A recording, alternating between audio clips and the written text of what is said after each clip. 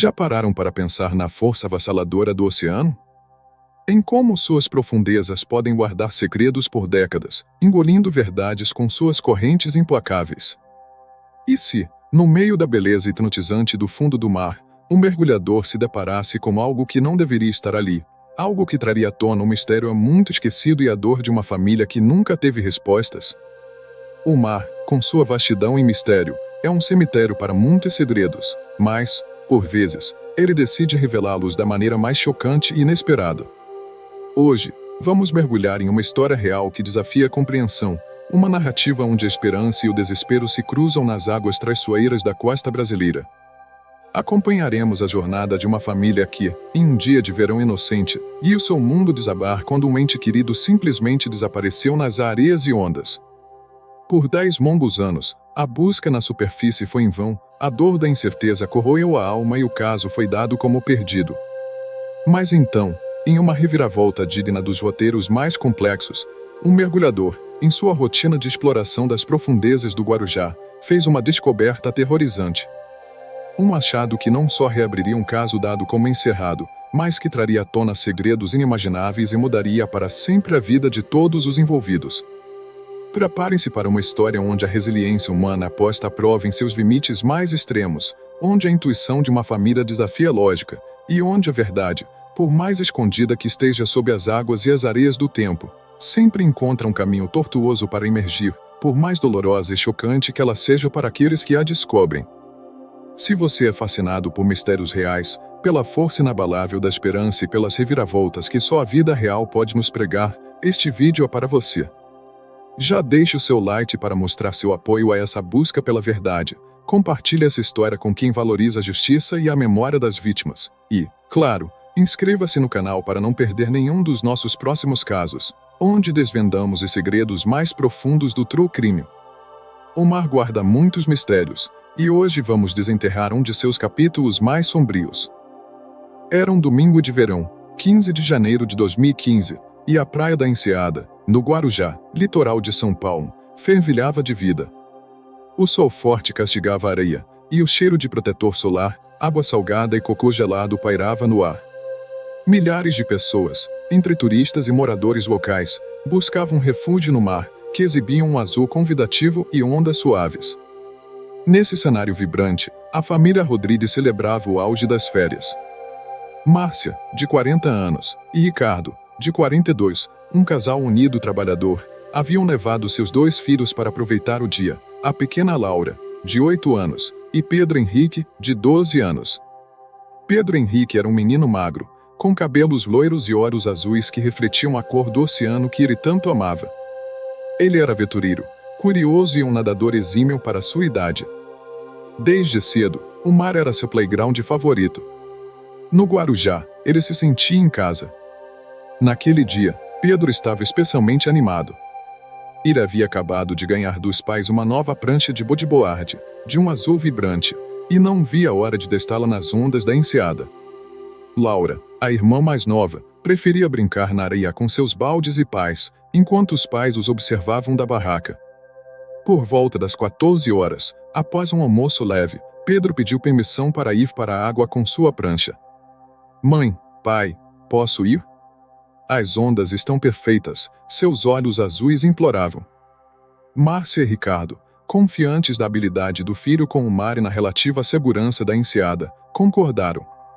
Não vá muito longe, filho. Fique onde você possa sentir o pé, advertiu Márcia, como sempre fazia. Pedro, com sua prancha azul sob o braço, deu um beijo rápido nos pais e na irmã e correu em direção à água, sua silhueta se perdendo entre a multidão de banhistas. Essa seria a última imagem clara e despreocupada que Márcia e Ricardo teriam de seu filho. Eles o observaram por cerca de 20 minutos, vendo-o pegar algumas ondas pequenas, rindo e se divertindo. Pedro estava a uma distância razoável da areia, onde a água batia na altura do peito de um adulto. A praia estava lotada, e a presença de salva-vidas era constante. A última vez que Márcia pôde identificar Pedro foi quando ele acenou para ela após pegar uma onda um pouco maior, subindo na prancha com a destreza de um pequeno surfista. A prancha azul vibrante se destacava na multidão. Minutos depois, Márcia tentou localizar Pedro novamente, mas não conseguiu vê-lo. Talvez ele tivesse ido um pouco mais para o lado, ou mergulhado.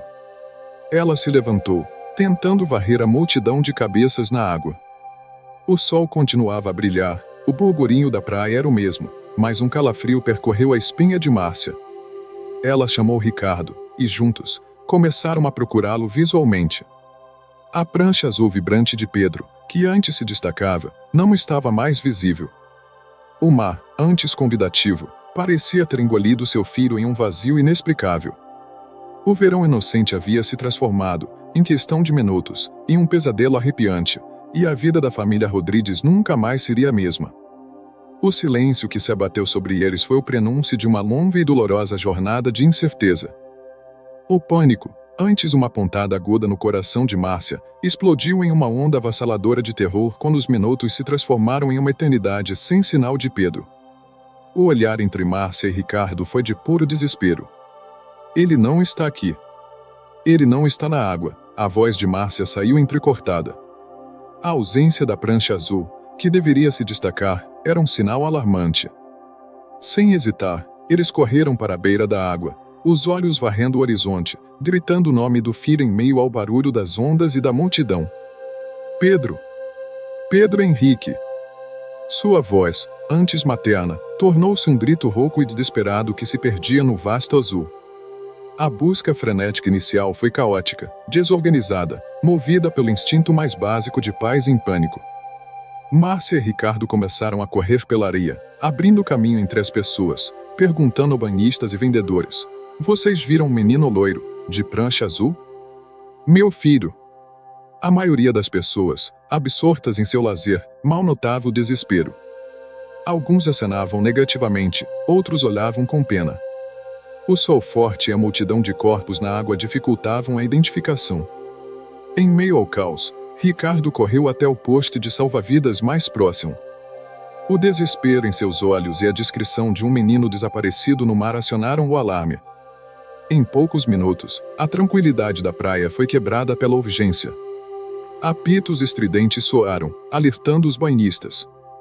Salva-vidas, com seus uniformes laranja, se lançaram ao mar em pranchas e botes, varrendo a área onde Pedro havia sido visto pela última vez. Outros percorreram a faixa de areia, procurando por qualquer vestígio, uma toalha, um calçado, um boné. A viatura da polícia militar foi acionada, chegando com as sirenes ligadas, atraindo uma multidão de curiosos e a atenção da mídia local, que rapidamente enviou equipes para a praia. As primeiras horas de busca foram marcadas pela exaustão e pela crescente agonia. A maré, que antes parecia calma, agora se tornava um inimigo implacável. A correnteza, mesmo que sutil, poderia ter arrastado Pedro para longe. Mergulhadores do Corpo de Bombeiros foram chamados, mas a visibilidade limitada da água na enseada, combinada com a profundidade e a vasta área ser coberta, tornava a busca subaquática um desafio monumental. Helicópteros sobrevoaram a área, suas hélices cortando o ar, mas o mar, vasto e indiferente, não revelava seu segredo. A esperança se esvaía a cada minuto que passava. A família de Pedro, que havia chegado à praia com a promessa de um dia de alegria, agora se via em um pesadelo. Os baldes e pás de Laura jaziam abandonados na areia, a inocência da brincadeira substituída pelo terror da ausência do irmão. A prancha de bodyboard azul vibrante de Pedro, que era o símbolo de sua alegria, não foi encontrada na praia, nem boiando nas proximidades. Não havia sequer uma peça de roupa dele, um boné, um chinelo. Era como se o mar o tivesse engolido por completo, sem deixar um único vestígio na superfície. A ausência total de pistas nas primeiras horas, a falta de um corpo, de um objeto pessoal, de qualquer indício, tornava a tragédia ainda mais cruel. O sol começou a se pôr, tingindo o céu de laranja e roxo, mas para Márcia e Ricardo, o mundo havia escurecido. O mar, outrora um playground, havia se transformado em um gigante implacável que guardava um segredo aterrorizante. As primeiras horas se arrastavam como anos, e a realidade brutal do sumiço de Pedro Henrique começava a se instalar, deixando a família em um abismo de desespero e uma incerteza que os acompanharia por uma década. Os dias que se seguiram ao desaparecimento de Pedro Henrique transformaram a vida da família Rodrigues em um abismo de dor e angústia. O cenário idílico da praia da Enseada deu lugar a um vazio ensurdecedor, e o mar, antes uma fonte de alegria, tornou-se um lembrete cruel de uma ausência inexplicável. Márcia e Ricardo viviam em um estado de choque, suas vidas paralisadas pelo sofrimento. A ausência de um corpo, de um funeral, impôs um mútuo ambíguo, uma forma de dor que não permite fechamento, mantê-la ferida aberta e sangrando incessantemente. Márcia, a mãe, foi a mais atingida. Ela passava as noites em claro, embalada pelo choro silencioso, imaginando onde Pedro poderia estar. Ele havia sido levado pela correnteza? Atacado por algum animal marinho? Se afogado? Ou algo muito mais sombrio havia acontecido? A cada amanhecer, a esperança se misturava ao desespero, e ela se via presa em um ciclo vicioso de perguntas sem respostas.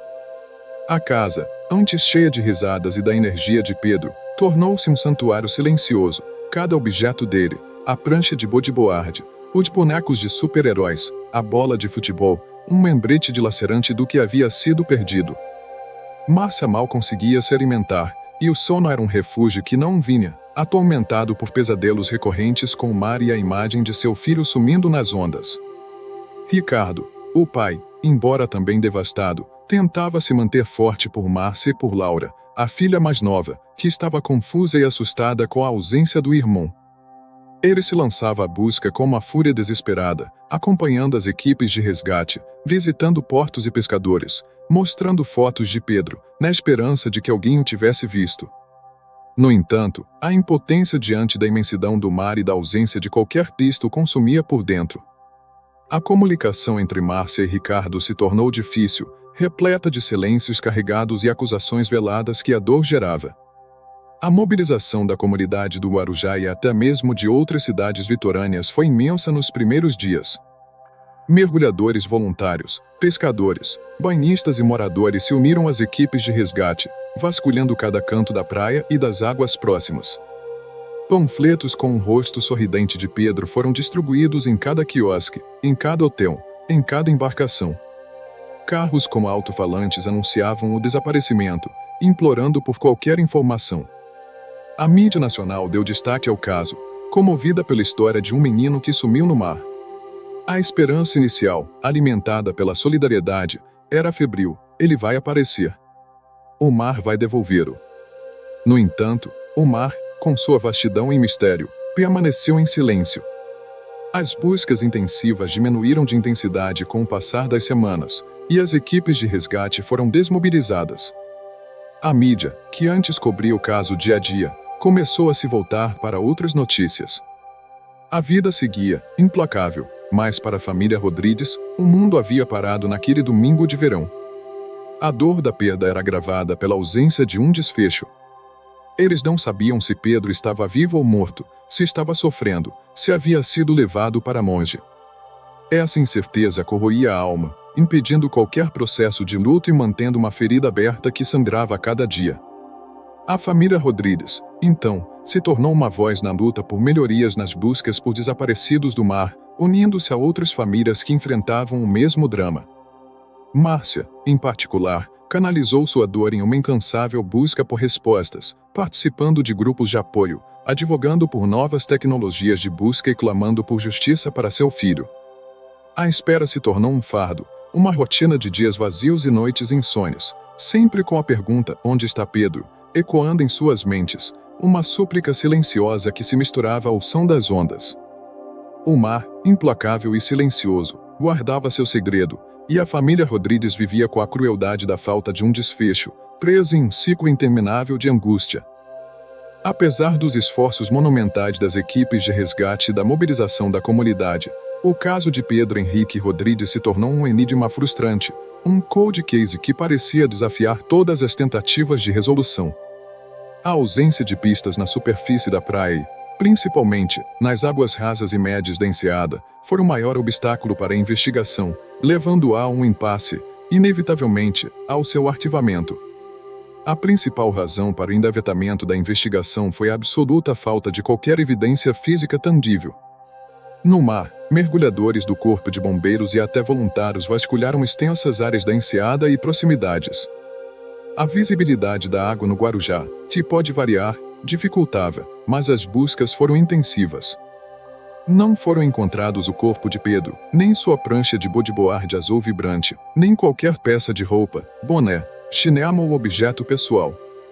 Era como se o mar o tivesse engolido por completo, sem deixar um único vestígio que pudesse ser arrastado para a areia ou boiar na superfície. A ausência da prancha, um objeto que flutuaria, era particularmente intrigante e inexplicável. Na areia-terra, a praia foi exaustivamente vasculhada.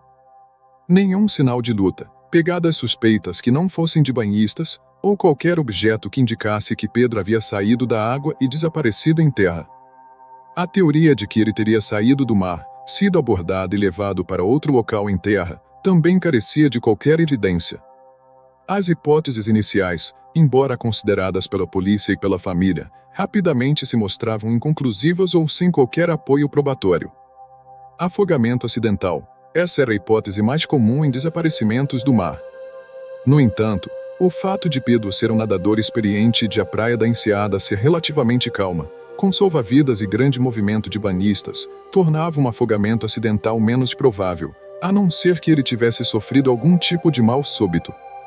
Mas a ausência do corpo e da prancha, mesmo após dias, era incomum para um afogamento em águas costeiras. Correntes fortes poderiam levá-lo para longe, mas a prancha ainda deveria ter sido encontrada. A tate de animal marinho. Embora rara em águas costeiras do Brasil, essa possibilidade foi brevemente considerada. Mas não havia relatos de avistamentos de grandes predadores marinhos na região, nem vestígios que indicassem um atate. Desaparecimento voluntário fuga. Essa hipótese era rapidamente descartada pela família.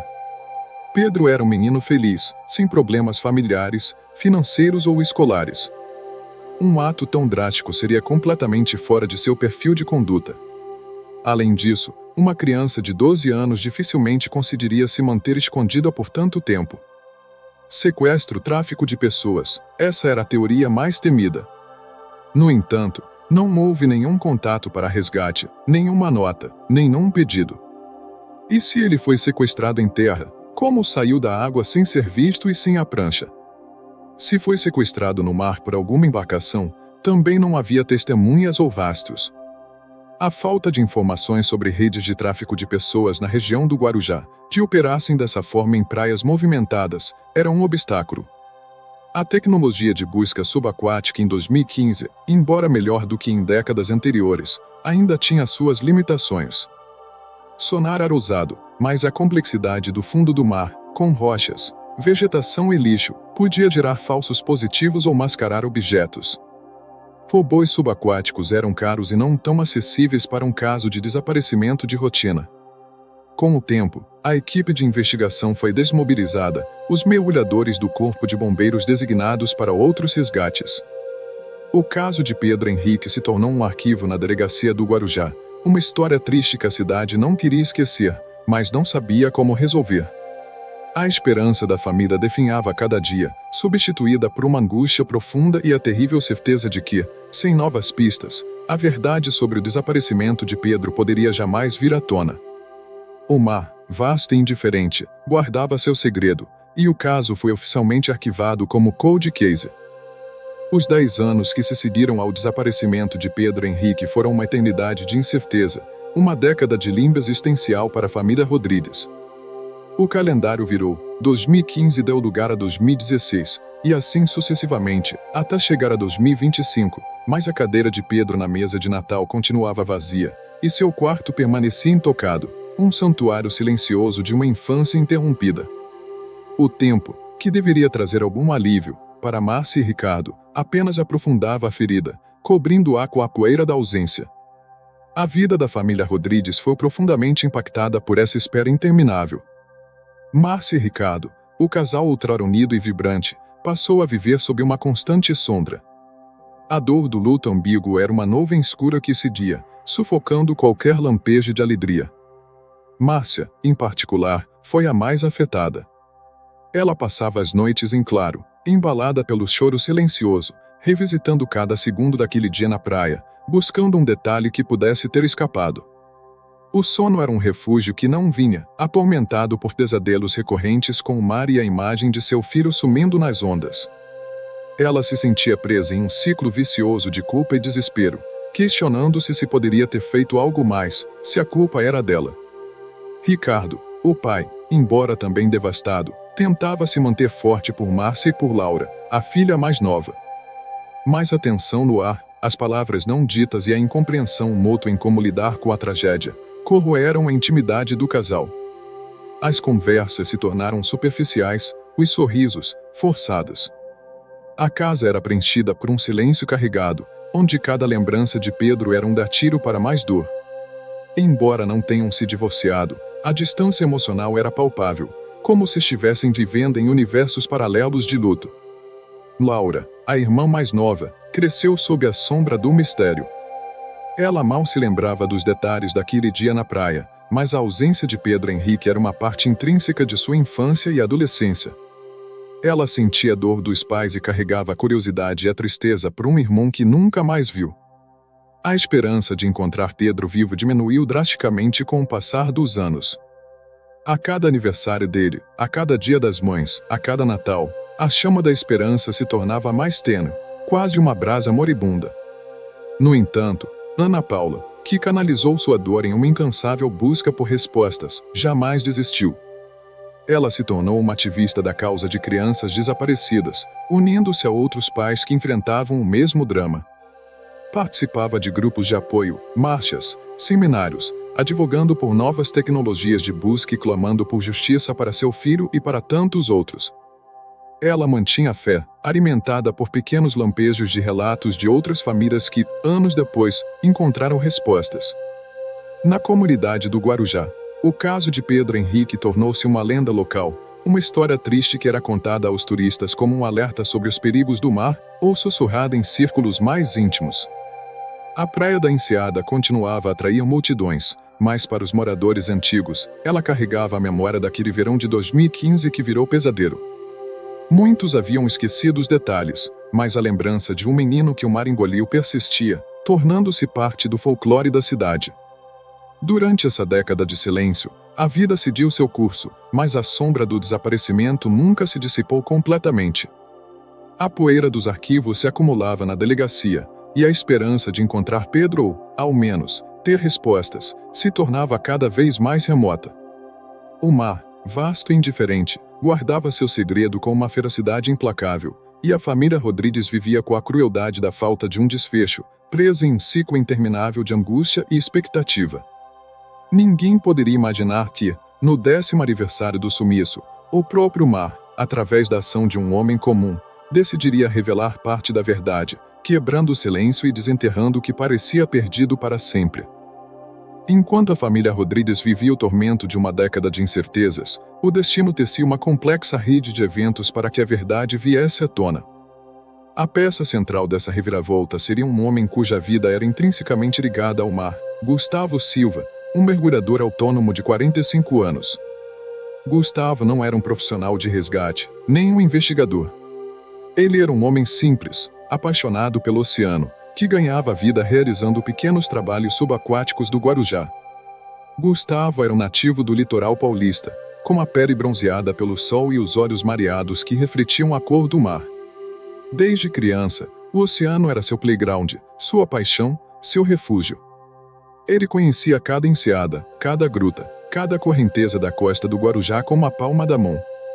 Começou como pescador artesanal, depois se especializou em pesca submarina e, com o tempo, aprofundou-se no mergulho livre e autônomo, realizando serviços diversos, inspeção de cáticos de barcos, recuperação de objetos perdidos em águas rasas, e até mesmo algumas pequenas limpezas de fundo de pires e marinas. O mar não era apenas seu trabalho, era sua vida, seu templo. Sua rotina era regida pelas marés e pelo clima. Em dias de sol e mar calmo, Gustavo passava horas sob a superfície, explorando a vida marinha, a topografia do fundo, os naufrágios históricos e os pequenos mistérios que o oceano guardava. Ele se considerava um guardião das águas, sempre atento à preservação ambiental e à segurança dos banhistas. Sua familiaridade com as águas locais era incomparável. Ele sabia onde as correntes eram mais fortes, onde as rochas formavam labirintos submersos e onde a vida marinha era mais abundante. Ele tinha um senso intuitivo de onde as coisas podiam ir ou parar no fundo do mar, uma espécie de mapa mental das correntes e da topografia subaquática. Gustavo havia, inclusive, acompanhado de longe o caso do desaparecimento de Pedro Henrique em 2015. Lembrava-se da comoção, das buscas, da tristeza da família. Como morador local e homem do mar, ele sentia a dor da comunidade e a frustração da polícia por não ter encontrado o menino. Em suas próprias explorações, nos anos que se seguiram, eles sempre mantinham o olho atento a qualquer coisa em comum, a qualquer vestígio que pudesse estar relacionado ao caso, embora a esperança de encontrar algo fosse remota. As águas do Guarujá são dinâmicas, e objetos podem ser facilmente arrastados ou enterrados pela areia e correntes. Ele não era um detetive, mas um homem do mar com um coração empático. No verão de 2025, 10 anos após o sumiço de Pedro Henrique, Gustavo estava em uma de suas rotineiras explorações. Ele havia recebido um pedido de um proprietário de iate para verificar uma possível obstrução na hélice em uma área mais afastada da enseada, perto de uma formação rochosa conhecida como Pedra do Sino, um local onde a profundidade aumentava consideravelmente e o fundo era menos arenoso, mais rochoso e cheio de pequenas grutas submarinas. Era uma área que, embora conhecida por pescadores, era raramente frequentada por banhistas ou mergulhadores recreativos devido à profundidade e às correntes mais fortes. Gustavo mergulhou, sua lanterna subaquática rasgando a penumbra das profundezas, sem imaginar que, naquele dia, sua rotina de exploração o levaria a uma descoberta aterrorizante, que reescreveria a história de um desaparecimento e revelaria um segredo que o mar guardava há uma década. A área da Pedra do Sino, no Guarujá, onde Gustavo Silva direcionou seu mergulho rotineiro, era um universo subaquático à parte, um reino de mistérios que contrastava drasticamente com a agitação da superfície da praia da Enseada. A aproximadamente 300 metros da costa e com uma profundidade que variava entre 15 e 25 metros, o local era conhecido por suas características geográficas únicas e por ser um ponto de transição entre as águas mais agitadas e a calmaria das profundezas. Era um cenário de beleza estonteante, mas também de perigos ocultos que a maioria dos banhistas jamais suspeitaria. As características do ambiente marinho nessa área eram cruciais para a possibilidade de uma descoberta. Formação rochosa complexa. A Pedra do Sino era uma imensa formação rochosa submersa que se estendia por dezenas de metros, criando um labirinto de fissuras, pequenas grutas submarinas e fendas. Essas formações rochosas ofereciam abrigo para a vida marinha, mas também podiam prender detritos e objetos levados pelas correntes. Diferente do fundo arenoso da praia, onde objetos seriam facilmente enterrados ou arrastados, as rochas poderiam reter algo por mais tempo. Correntes subaquáticas variáveis. Embora a superfície da enseada fosse relativamente calma, as profundezas na região da Pedra do Sino eram influenciadas por correntes mais fortes e variáveis, especialmente durante maré cheia. Essas correntes podiam arrastar objetos de áreas mais rasas para as profundezas e depositá-los em fendas ou grutas. Gustavo conhecia bem essas correntes e sabia como elas filtravam e depositavam materiais. Visibilidade variável. A visibilidade da água, embora não fosse cristalina como em outros paraísos do mergulho, era geralmente boa o suficiente para a exploração com lanternas. No entanto, em algumas fendas e grutas, a luz natural mal penetrava, criando uma escuridão quase total. Vida marinha abundante. O local era um refúgio para uma rica biodiversidade marinha, cardumes de peixes coloridos, tartarugas marinhas, arraias e uma variedade de invertebrados. A presença dessa vida marinha era um lembrete da natureza vibrante do ecossistema, mas também dos processos naturais de decomposição e consumo que ocorre no fundo do mar. Acúmulo de detritos. Por ser uma área de passagem de correntes e com muitas fendas, o local também tendia a acumular detritos levados pelo mar, lixo, restos de embarcações antigas e outros objetos que se perdiam nas águas. Essa mistura de objetos naturais e artificiais tornava a exploração um desafio, mas também aumentava a chance de encontrar algo inesperado. Gustavo mergulhou, sua experiência e familiaridade com a área guiando cada movimento. Ele desceu lentamente, sua lanterna subaquática rasgando a penumbra esverdeada das profundezas, iluminando as rochas cobertas de algas e os pequenos peixes que nadavam em volta. O silêncio do mundo subaquático era profundo, quebrado apenas pelo som de sua própria respiração controlada. Ele se dirigiu ao ponto indicado pelo proprietário do iate, mas sua mente de explorador estava sempre atenta a qualquer anomalia. Enquanto inspecionava a hélice do iate, que estava presa em uma rede de pesca abandonada, Gustavo notou uma corrente de água incomum vindo de uma fenda estreita e escura na base de uma grande rocha, um local que ele raramente explorava devido à sua dificuldade de acesso. Era um fluxo sutil, mas a intuição de mergulhador o alertou. Ele decidiu investigar. A fenda levava a uma pequena gruta submarina, escura e quase completamente oculta. Ele acendeu sua lanterna e nadou para dentro da gruta, sem imaginar que, naquele local isolado e esquecido pelas correntes principais, o mar havia guardado um segredo por 10 longos anos, esperando pelo olhar certo para ser revelado. A luz da lanterna de Gustavo Silva perfurou a escuridão da pequena gruta submarina, revelando um cenário de rochas úmidas, algas escorregadias e a penumbra opaca das profundezas. O mergulhador movia-se com a fluidez de um peixe, sua experiência guiando cada movimento em um ambiente que para muitos seria claustrofóbico. Ele inspecionava a gruta, buscando a fonte daquela corrente peculiar que o atraíra. O tempo passava lentamente sob a água, medido apenas pelas bolhas de seu respirador. Gustavo varria a gruta com a luz de sua lanterna, iluminando cada canto, cada fenda. Não havia nada de incomum, apenas rochas, algumas algas e pequenos cardumes de peixes que se escondiam nas sombras. Ele estava prestes a se virar e sair, pensando que sua intuição o havia traído. Foi então que, em um canto mais profundo e recuado da gruta, quase escondido por um aglomerado de rochas e algas mais densas, seus olhos capturaram um brilho sutil e incomum. Não era o reflexo de um peixe, nem o brilho de um mineral. Era um brilho que parecia familiar, uma cor que destoava do marrom e verde das algas e do cinza das rochas. Era um brilho de azul vibrante. A adrenalina disparou nas veias de Gustavo. Ele sentiu o coração acelerar, o sangue zumbindo em seus ouvidos. Com movimentos lentos e controlados, ele nadou em direção ao brilho, sua lanterna focada no ponto. À medida que se aproximava, a forma do objeto começou a se delinear sob a luz.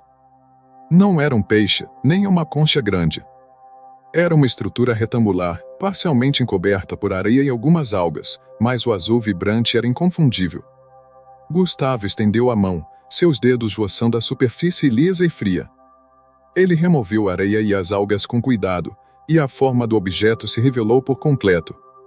Ali estava, uma prancha de bodyboard azul, daquele mesmo azul que o mar tinha em dias de sol intenso. Ela estava intacta, sem grandes arranhões, apenas coberta por uma fina camada de limo e areia. A adrenalina se transformou em um shot avassalador. Ele reconheceu a prancha imediatamente. Não por sua cor ou modelo comum, mas por algo mais. Gravado na parte de baixo da prancha, quase ilegível pelo limo, ele notou uma série de pequenas letras e números inscritos à caneta, protegidos por uma fita adesiva transparente, já desgastada, mas ainda visível. Era o nome Pedro H. e uma data, 15 de janeiro de 2015. O mergulhador sentiu um calafrio percorrer sua espinha, um arrepio que não tinha nada a ver com a temperatura da água. Aquele era o nome do menino que havia desaparecido na praia da Enseada 10 anos antes. A data era o dia do desaparecimento. Aquela era a prancha de bodyboard de Pedro Henrique Rodrigues, o menino que o mar havia engolido sem deixar vestígios. O momento crucial da descoberta não foi de euforia, mas de um choque silencioso e aterrorizante. O mergulhador estava diante da prova material de um mistério que assombrava a cidade há uma década. Ele segurou a prancha, o peso do objeto insignificante agora se tornando um fardo de responsabilidade. O mar, em sua indiferença, havia guardado o segredo, e agora, no dia mais inesperado, ele decidia revelá-la através de um mergulhador em sua rotina. A busca por Pedro Henrique havia, finalmente, encontrado um ponto de partida nas profundezas ocultas do Guarujá. A prancha de bodyboard azul, com o nome Pedro H. e a data 15 de janeiro de 2015 gravados, não era apenas um achado, era uma descoberta aterrorizante que reverberou no coração de Gustavo Silva e que estava prestes a abalar toda a cidade do Guarujá. A adrenalina que pulsava em suas veias se misturou a um choque profundo, um arrepio que não tinha nada a ver com a temperatura fria da água. A prancha estava incrivelmente intacta, considerando o tempo que passou submersa. Sua cor azul vibrante, embora levemente opaca pela camada de limo e areia, ainda era perceptível. Não havia marcas de dentes de tubarão, nem grandes rasgos que indicassem um ataque animal violento. Era uma prancha de criança, um modelo comum, mas para Gustavo, ela era o elo perdido, a peça que conectava o presente ao passado mais sombrio da cidade. O que a tornava inconfundível e diretamente ligada à vítima era a inscrição. O nome Pedro H. era um detalhe que a família Rodrigues havia divulgado à exaustão em panfletos e nas mídias na época do desaparecimento. A data exata, 15 de janeiro de 2015, era o dia do sumiço. A prancha era dele, sem sombra de dúvida. Gustavo flutuou por um momento, a prancha em suas mãos, sentindo o peso daquela revelação. Se a prancha estava ali, tão intacta, tão visível, por que não havia sido encontrada antes? A gruta subaquática, remota e de difícil acesso, com sua corrente sutil, havia sido uma espécie de cofre natural, protegendo o objeto da fúria das correntes e dos olhos curiosos por uma década. Mas sua presença ali, tão longe da área principal da praia, levantava inúmeras questões. O choque de Gustavo se transformou em uma urgência. Ele sabia que precisava trazer a prancha à superfície e reportar sua descoberta imediatamente. Ele amarrou a prancha a si mesmo e iniciou a ascensão lenta, o olhar fixo para cima, a mente em turbilhão. A cada metro que subia, a luz do sol na superfície ficava mais clara, mas a verdade que ele trazia das profundezas era escura e perturbadora. Ao emergir, Gustavo foi recebido pelo barco de apoio, onde seu colega o aguardava. A expressão no rosto de Gustavo era de puro pavor, algo que seu colega nunca havia visto. "Você não vai acreditar no que eu encontrei", disse Gustavo, sua voz rouca, apontando para a prancha azul que flutuava ao seu lado. A descoberta aterrorizante da prancha de bodyboard não era apenas o fim de uma busca infrutífera de uma década, era o início de uma nova e mais sombria investigação. Se Pedro havia desaparecido no mar, e sua prancha estava ali, intacta, por que ele não havia sido encontrado? Onde estava o corpo? A prancha, um símbolo de alegria infantil, havia se transformado na mais crucial das evidências, um arauto silencioso de uma verdade que o mar havia guardado com zelo por 10 longos anos, e que agora, através de um mergulhador, ele decidia revelar. O mistério de Pedro Henrique Rodrigues estava prestes a ser reescrito. A notícia da descoberta de Gustavo Silva, o mergulhador, e da prancha azul com a inscrição Pedro H., 15 de janeiro de 2015, se espalhou como um raio pelo Guarujá. A princípio, o impacto foi generalizado, mas rapidamente se concentrou em uma única família, os Rodrigues. Para Márcia e Ricardo, pais de Pedro Henrique, a informação chegou como um choque elétrico, uma mistura avassaladora de esperança e desespero que os fez reviver o pesadelo de 10 anos atrás. A primeira a receber a ligação foi Márcia. Era um sargento da Polícia Militar do Guarujá, que se identificou e pediu que ela comparecesse imediatamente à delegacia. A voz dele era grave e urgente. Ao chegar, o sargento mostrou a ela uma fotografia da prancha de bodyboard azul. Márcia sentiu o mundo desabar. Seus olhos se arregalaram, e um grito sufocado escapou de sua garganta. Não havia dúvida. O reconhecimento foi instantâneo e doloroso. Aquela era a prancha que ela e Ricardo haviam dado de presente a Pedro Henrique no Natal. Ela se lembrava da alegria no rosto do filho ao desembrulhá-la, da cor vibrante que ele tanto amou, e do cuidado que ele tinha com seus pertences. A pequena inscrição Pedro H. era a caligrafia de Ricardo, que havia escrito o nome do filho na prancha com uma caneta permanente, protegendo-o com fita adesiva, para evitar que se perdesse na praia. Essa era uma precaução comum para brinquedos de praia de crianças, mas que agora se tornava a prova mais irrefutável e devastadora. A memória de Márcia foi instantaneamente revivida, lançando-a em um turbilhão de foabates. A imagem de Pedro correndo para o mar com a prancha azul sob o braço, acenando para ela. A última vez que o viu, subindo na prancha, o sorriso no rosto. A angústia da busca inicial, o desespero na areia, o mar vasto e vazio. As noites de insônia, as lágrimas silenciosas, a pergunta: onde está meu filho? Os anos de luta ambíguo, a esperança que virava pó a cada novo dia. A presença da prancha, tão intacta, tão familiar, e com aqueles detalhes únicos, era um soco no estômago. Por que ela só havia aparecido agora, 10 anos depois, e em um local tão isolado? Se Pedro tivesse se afogado, a prancha deveria ter sido arrastada para a costa ou encontrada boiando mais rapidamente. O fato de ter sido encontrada em uma gruta escondida, a 20 metros de profundidade, sugeria que ela não foi simplesmente levada pelas correntes. Alguém a colocou ali. Ricardo, o pai, ao ver a prancha, teve uma reação semelhante. Seus olhos se encheram de lágrimas, e ele se agarrou a Márcia, ambos unidos na dor e na certeza de que a busca por Pedro Henrique havia acabado de ganhar um novo, e terrível, capítulo. A prancha, um símbolo da alegria e inocência de seu filho, havia se transformado na mais contundente das evidências. A voz do mártir, após uma década de silêncio, finalmente começava a falar. O reconhecimento daquele objeto não apenas reabriu um caso frio, ele desenterrou a dor e a esperança de uma família, apontando para uma verdade que se escondia nas profundezas.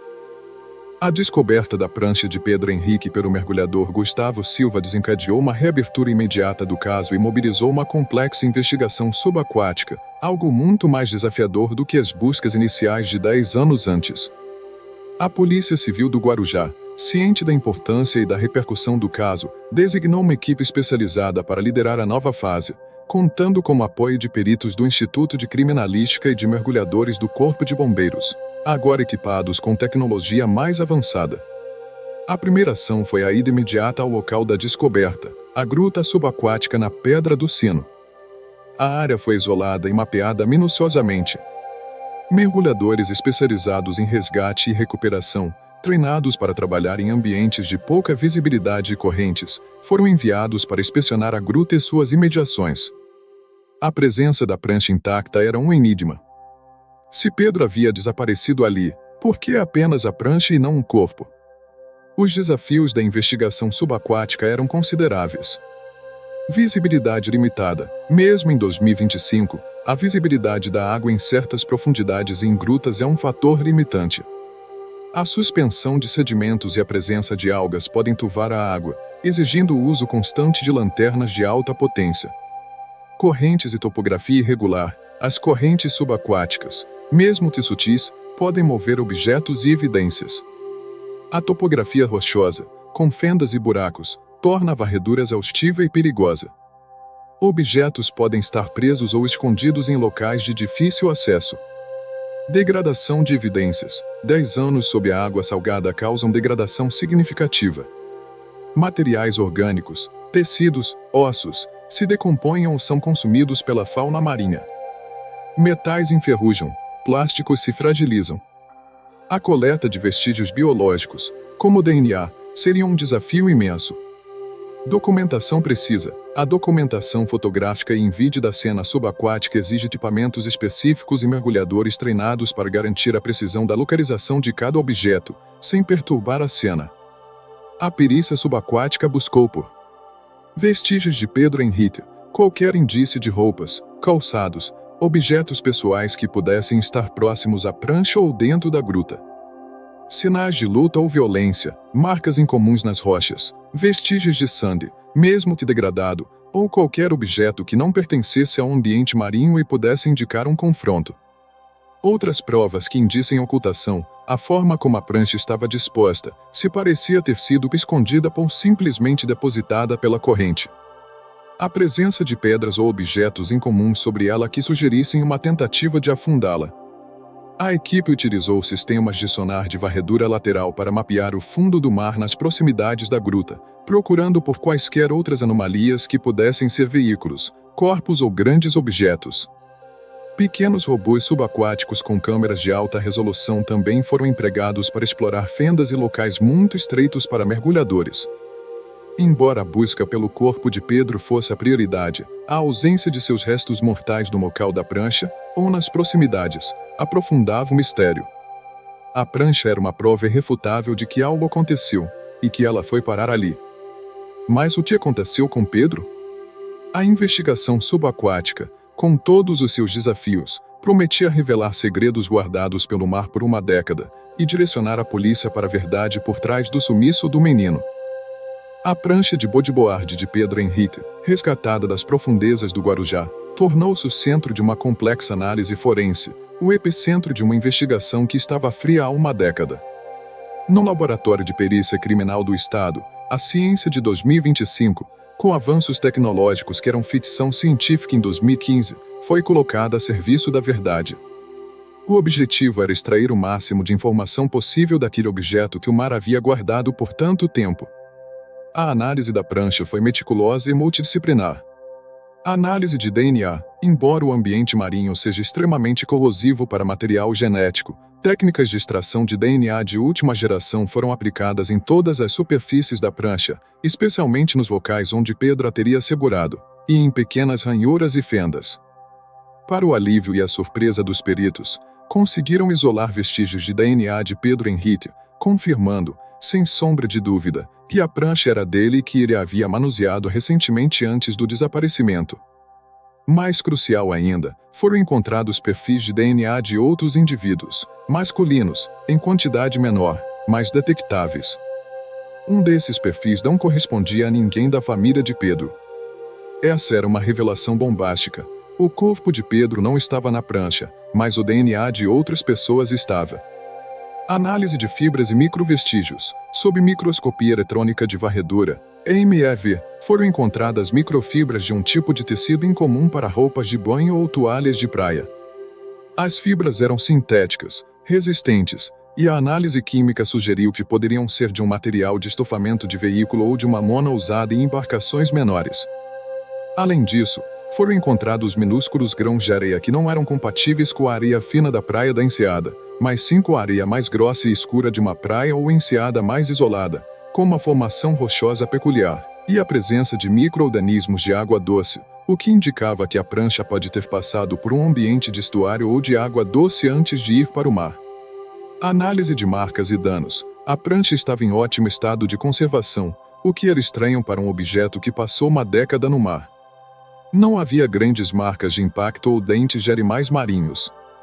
No entanto, em uma das laterais da prancha, próximo à quira, foi detectada uma pequena marca de arranhão profundo, com resíduos de tinta cinza escura incrustados. A análise da tinta indicou que era um tipo de tinta naval, usada em barcos e pequenas embarcações. Essa marca sugeria um contato com uma embarcação.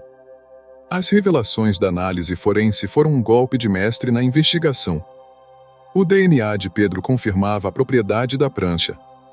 O DNA de outros indivíduos e as fibras estranhas apontavam para a presença de terceiros. A tinta naval e o tipo de areia indicavam que a prancha esteve em um ambiente de barco ou estuário e em um local diferente da praia da Enseada antes de ir para a gruta. A conclusão da perícia era chocante. Pedro Henrique não havia simplesmente desaparecido por afogamento acidental na praia da Enseada. A prancha, que deveria ter boiado ou sido arrastada para a costa, foi encontrada em um local específico e isolado, com vestígios que apontavam para um cenário de crime e ocultação. A prancha de Bodiboade, um símbolo de alegria infantil, havia se transformado em uma confissão silenciosa do que realmente aconteceu, revelando que o mar não o engoliu por acidente, mas foi cúmplice de um ato criminoso. A revelação forense, particularmente a descoberta de DNA de terceiros da prancha de Pedro Henrique e os vestígios de tinta naval e areia incomum, transformou completamente o status do caso.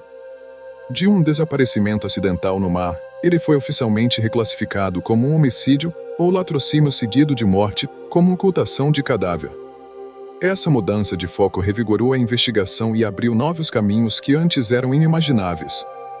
A equipe de investigação, agora liderada por um delegado especializado em crimes complexos, focou em revisão de denúncias e relatos antigos. Todas as denúncias, depoimentos e relatos da época do desaparecimento, 2015, foram revisitados. A polícia procurou por qualquer informação sobre embarcações suspeitas, pequenas lanchas ou barcos de pesca que operavam perto da praia da Enseada ou em enseada mais isoladas no dia do desaparecimento. Pessoas incomuns na praia, indivíduos que pudessem ter demonstrado interesse em crianças, ou que tivessem um histórico criminal que se encaixasse num novo perfil. Conflitos da área, qualquer tipo de desentendimento ou atividade ilegal que pudesse ter levado a um confronto onde Pedro Henrique se tornou uma vítima colateral. Identificação do DNA desconhecido. O perfil de DNA masculino encontrado na prancha foi inserido nos bancos de dados criminais do Brasil. A esperança era que ele combinasse com algum criminoso já fichado por outros delitos. Caso não houvesse um match direto, a polícia poderia utilizar técnicas de genealogia forense, se disponíveis e permitidas na legislação local, para tentar identificar parentes próximos do agressor, estreitando o círculo de busca. Mapeamento de embarcações e rotas. A informação da tinta naval e do tipo de fibra, possivelmente de estofamento ou mona de barco, levou a polícia a investigar estaleiros, marinas clandestinas e oficinas de reparo naval na região do Guarujá. Eles buscavam por embarcações com reformas recentes em 2015, ou que tivessem passado por algum tipo de incidente de colisão, ou que fossem compatíveis com o tipo de tinta encontrada. A polícia também investigou a rota de pequenas embarcações que frequentavam a área da Praia da Enseada e da Pedra do Sino, procurando por um padrão. A hipótese do crime no mar e o descarte à nova teoria principal era que Pedro Henrique não se afogou. Ele foi levado da praia, talvez atraído por alguém, ou sequestrado à força, e levado para uma embarcação. O crime pode ter ocorrido no mar, e o corpo foi então descartado de forma que nunca fosse encontrado. A prancha, por algum motivo, foi escondida na gruta como forma de ocultação ou descarte rápido de evidências. Os motivos poderiam ser diversos: um sequestro que deu errado, um ato de pedofilia, ou até mesmo o envolvimento acidental em alguma atividade criminosa no mar, como o tráfico de drogas, onde a criança viu algo que não deveria. A descoberta do DNA desconhecido na prancha abriu um leque de possibilidades. Pela primeira vez em 10 anos, o caso de Pedro Henrique tinha um rosto, ainda que invisível, e uma direção clara. A dinâmica do crime começava a se delinear: um encontro com o agressor, no mar, um ato violento, e a tentativa de ocultação. A reabertura do caso de Pedro Henrique Rodrigues gerou uma nova onda de atenção da mídia e da comunidade. A dor da família foi reacendida, mas também a esperança de que a justiça, finalmente, chegaria. O mar, outrora um cúmplice silencioso, agora se tornava um palco para a revelação de uma verdade sombria, e a caçada por justiça estava oficialmente de volta. A reabertura do caso de Pedro Henrique Rodrigues, impulsionada pela descoberta da prancha e pelas revelações forenses, culminou em um desfecho que abalou o Guarujá e trouxe à tona uma verdade tão dolorosa quanto complexa. A incansável busca por justiça, que durou uma década, finalmente encontrou seu caminho. A principal pista, o DNA masculino desconhecido encontrado na prancha, foi o elo crucial. Após meses de comparações com bancos de dados criminais, a polícia obteve um match. O DNA pertencia a Júlio Golfinho Costa, um homem de 55 anos com um histórico criminal extenso, incluindo tráfico de drogas e posse ilegal de armas. Júlio operava uma pequena lancha de pesca artesanal, que, na verdade, servia como fachada para atividades de contrabando e, ocasionalmente, tráfico de drogas na costa do Guarujá. Ele era conhecido nas águas da Enseada, mas nunca havia sido ligado a crimes de desaparecimento de crianças. A polícia iniciou uma vigilância discreta sobre Júlio. Ele vivia de forma reclusa, e sua lancha, apelidada de Ronda Boa, era seu principal meio de transporte. As marcas de tinta cinza escura encontradas na prancha de Pedro eram compatíveis com a tinta usada no casco da lancha de Júlio. A análise de fibras da prancha também revelou vestígios de uma rede de pesca de fibra sintética, similar às usadas por Júlio. Confrontado com as evidências de DNA, a compatibilidade de sua lancha e a localização da prancha, Júlio Golfinho Costa, após horas de interrogatório, colapsou e confessou parte do crime. Sua versão, embora macabra, trouxe a verdade sobre o destino de Pedro Henrique. A confissão de Júlio. Ele alegou que, no dia do desaparecimento de Pedro, 15 de janeiro de 2015, estava realizando uma pequena operação de contrabando de cigarros em uma enseada mais isolada, perto da Pedra do Sino, a mesma área onde a prancha foi encontrada. Pedro Henrique, que havia se afastado um pouco da área principal da praia com sua prancha, teria, acidentalmente, se aproximado demais da lancha de Júlio. O menino, em sua curiosidade infantil, teria visto a movimentação suspeita, o transbordo de caixas. Júlio, em pânico para não ser descoberto, atraiu Pedro para a lancha sob o pretexto de mostrar peixes grandes ou oferecer um passeio, e o levou para Monge. No mar, temendo que Pedro pudesse denunciá-lo, Júlio teria agido de forma impulsiva e cruel, cometendo homicídio. Ele alegou que o corpo de Pedro foi descartado em um ponto de grande profundidade, em mar aberto, onde as correntes são fortes e as chances de recuperação eram mínimas. A prancha de Pedro, ele a levou de volta e a escondeu na gruta na Pedra do Sino, acreditando que nunca seria encontrada. Ele a enterrou com pedras e a camuflou. A revelação foi devastadora para Márcia e Ricardo. Saber que Pedro foi assassinado por um crime tão banal como contrabando, e que seu corpo jamais seria encontrado, era uma dor imensa. Mas, finalmente, eles tinham uma resposta. O luto ambíguo foi substituído por uma certeza dolorosa: o julgamento e a condenação. Júlio Golfinho Costa foi indiciado por homicídio qualificado, por motivo fútil e sem chance de defesa da vítima, e ocultação de cadáver. O julgamento foi amplamente coberto pela mídia, e a história da prancha encontrada no fundo do mar, com o DNA e a confissão, chocou o país. A ausência do corpo de Pedro foi o único ponto fraco da acusação, mas o conjunto de provas circunstanciais e a confissão de Júlio foram suficientes para a condenação. Júlio Costa foi condenado a uma pena severa, compatível com a brutalidade do crime cometido contra uma criança inocente. A condenação de Júlio trouxe um senso de justiça para a família Rodrigues. Não era o desfecho que eles sonhavam, o retorno de Pedro, mas era a verdade e a punição do responsável. A dor persistia, mas agora era uma dor com um nome, com um rosto. O mar, que havia sido um vilão silencioso, tornou-se o revelador de uma verdade que permitiu à família, após uma década, iniciar um processo de luto verdadeiro e tentar, aos poucos, encontrar um caminho para a paz. O caso de Pedro Henrique Rodrigues, que começou como um dia de verão idílico e terminou com a revelação brutal de um crime oculto pelo mar, deixou um legado profundo e multifacetado que transcendeu a tragédia individual, impactando Guarujá e todo o cenário de segurança pública no litoral brasileiro. A história de Pedro tornou-se um símbolo da persistência da busca por desaparecidos e da capacidade do oceano de guardar e, surpreendentemente, revelar seus segredos mais sombrios. Para a família Rodrigues, a resolução do caso, embora trágica, foi um divisor de águas. O luto ambíguo que os aprisionava por uma década, finalmente, deu lugar a um processo de cura, por mais doloroso que fosse. Márcia e Ricardo puderam, enfim, chorar seu filho, mesmo sem ter um corpo para velar.